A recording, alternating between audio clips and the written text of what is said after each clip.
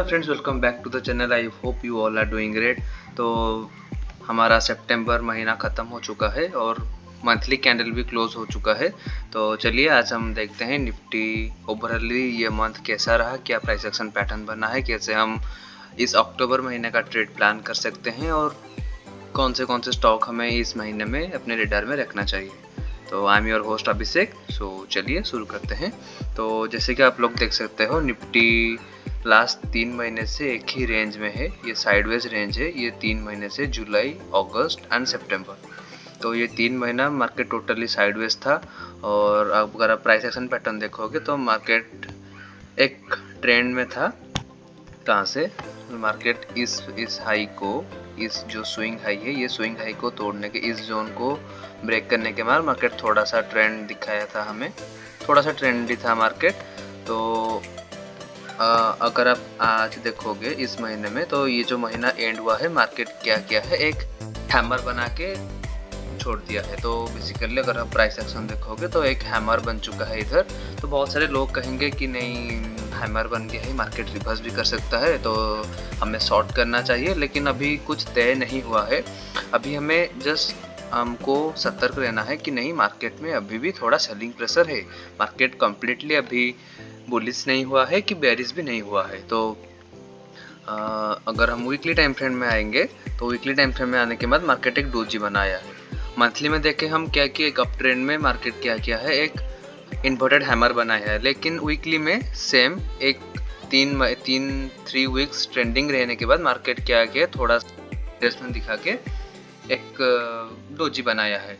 तो अभी मार्केट का व्यू हम कुछ बता नहीं सकते, बुलिश है कि बेरिश है। बस हमें अपना रेंज मार्केट रखना है कि नहीं, अगर इस रेंज को तोड़ेगा तो हम ये करने वाले हैं, अगर इस रेंज को तोड़ेगा, अगर ऊपर की ओर तोड़ेगा तो हम बाय करेंगे कि हम लॉन्ग प्लान करेंगे, अगर डाउनवर्ड ब्रेकडाउन देगा तो हम शॉर्ट प्लान करेंगे। सो प्रीवियस प्राइस एक्शन अगर आप देखोगे तो मार्केट क्या हुआ था ना, ये पहले एक डोजी बना के मार्केट क्या किया था, पिछले कैंडल से भी। अब अगर आप देखोगे यहाँ पर भी एक मार्केट एक इन्वर्टेड हैमर बना के ऊपर भाग गया था। सिमिलरली इधर एक इन्वर्टेड हैमर बना के थोड़ा सा पुल बैक रिट्रेसमेंट देख के मार्केट फिर ऊपर गया था। तो स्लोली प्राइस एक्शन बनते हुए हमें दिख रहा है। तो हमें जो जोन मार्क करना है, तो ये बेसिकली हमारा अगला सपोर्ट रहेगा 19,230। ये हमारा एक मेजर सपोर्ट रहेगा, ये जोन हमारा एक मेजर सपोर्ट रहेगा। और उसके बाद अगर मार्केट वो जोन भी तोड़ देता है तो बेसिकली ये वाला एक सपोर्ट जोन रहेगा। ये तो बहुत दूर हो जा रहा है, इतना हम नहीं, एक ही महीने में इतना डाउनफॉल एक्सपेक्टेशन नहीं कर सकते हैं। फिर भी देखते हैं प्राइस एक्शन क्या होता है। अगर हम डेली टाइम फ्रेम में स्विच करेंगे तो मार्केट के लिए जाने के लिए रेंज है।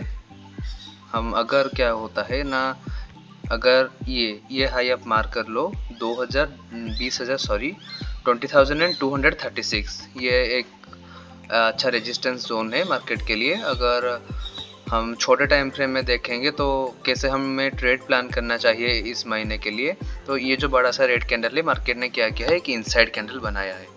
दिन के एंड में मार्केट ने एक इनसाइड कैंडल बनाया है। अगर मार्केट इसको ऊपर की ओर तोड़ देता है तो हम लॉन्ग के लिए प्लान करेंगे, अगर नीचे की ओर तोड़ देता है तो मार्केट को हमें शॉर्ट करने के लिए प्लान करना पड़ेगा। हमारे पास बहुत ही, अगर इस रेंज में रहेगा तो मोस्टली ट्रेड करना पॉसिबल नहीं है, हमें उतना ज़्यादा अच्छा पॉइंट नहीं मिलेगा, हम अच्छा परसेंटेज कैप्चर नहीं कर पाएंगे। तो we must wait for our setup to be formed in the market. अगर क्या होता है, अगर मार्केट यहाँ से ऐसे करके ब्रेक कर देता है तो हमें पूरा ऊपर की ओर पूरा रेंज पड़ा है कैप्चर करने के लिए। अगर इस रेंज के अंदर अगर हम फंस गए ना तो प्रोबेबली हमें पॉइंट कैप्चर करने में तकलीफ होगी। So that's the point I want to say that अगर जब तक मार्केट इस रेंज में है, मैं इंस्टाग्राम में शेयर किया हूँ ये पर्टिकुलर लेवल्स हर एक टाइम फ्रेम में, तो आप जाके चेकआउट कर सकते हो। अगर आपको प्रॉपरली जानना है कौन से लेवल के बाद हमें कैसे ट्रेड प्लान करना चाहिए, तो go and check out on the Instagram. I will put the link I will put the link in the description, so you can go and check out। अगर मार्केट क्या हुआ, अगर मार्केट नीचे की ओर breakdown देता है तो 19,500 से लेके 19,200 तक टोटल 300 पॉइंट्स हमें कैप्चर करने को मिल सकता है। तो अभी थोड़ा अग्रेसिव ट्रेडिंग ना करके हम थोड़ा वेट करेंगे कि कैसे प्राइस एक्शन क्या बनता है। आज you know this is the inside candle, एक इनसाइड कैंडल पैटर्न जिस और भी ब्रेकआउट और ब्रेकडाउन देता है तो हमें एक अच्छा मूव देखने को मिलता है। As we all know this is all about the price action patterns, so kindly wait for your setup to properly happen and aggressive trade मत करो अभी के लिए। बस ये 19,760 एंड 19,505 ये लेवल्स मार्क करके अपने रेडार में रखो और मार्केट को ट्रैक करते रहो कि कैसे क्या पैटर्न बनता है। So this all was all about Nifty and इस महीने के लिए मेरे रेडार में एक स्टॉक है। I am going to now share the details about the stock and the name of the stock is IRB Infra.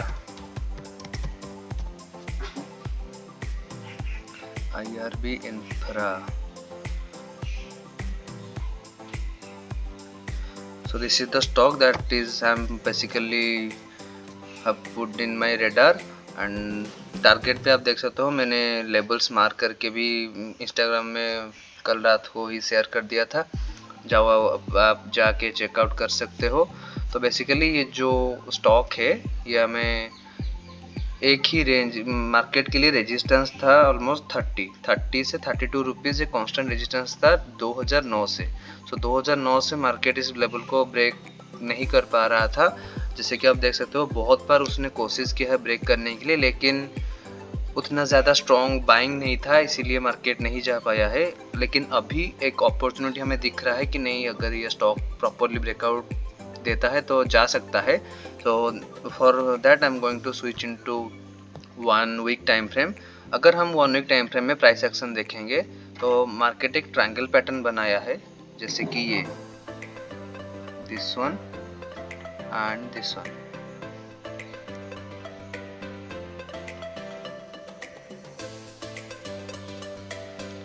Market ने एक ट्रायंगल पैटर्न बनाया है और जैसे कि मैंने पहले बताया था कि 30 और 32 ये जो रेंज है 30 से लेकर 32 ये एक ऑल टाइम रेजिस्टेंस है मार्केट के लिए। तो वो था पिछला लेवल को मैंने नज़र में रखते हुए आपको लेवल बताया था कि 30 और 32 एक ऑल टाइम हाई रेजिस्टेंस है मार्केट के लिए।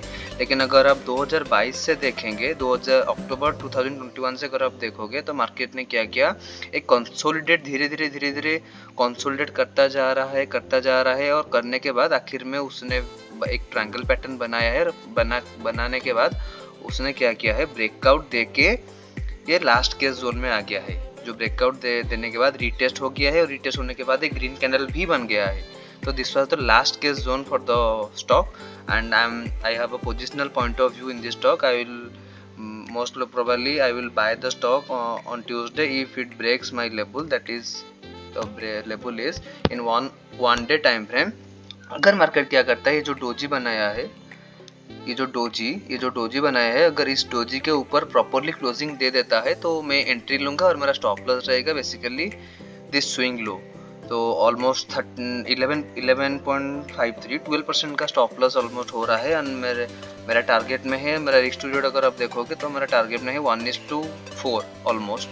सो अगर मेरा स्टॉप लॉस है इस स्टॉक में 12% and I am expecting a target up to 42 rupees. 42 rupees अगर 44% तक हमें टारगेट मिल गया तो सो फार सो गुड। ये तो मेरा बेसिकली टारगेट है 33%।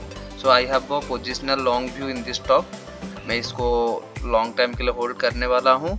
और बाकी ये था टोटली आज का वीडियो। अगर आपको अच्छा लगा हो तो लाइक ज़रूर करना, कमेंट करना और हमें सब्सक्राइब भी करना। और चलिए आज के लिए बस इतना ही। Take care, good bye.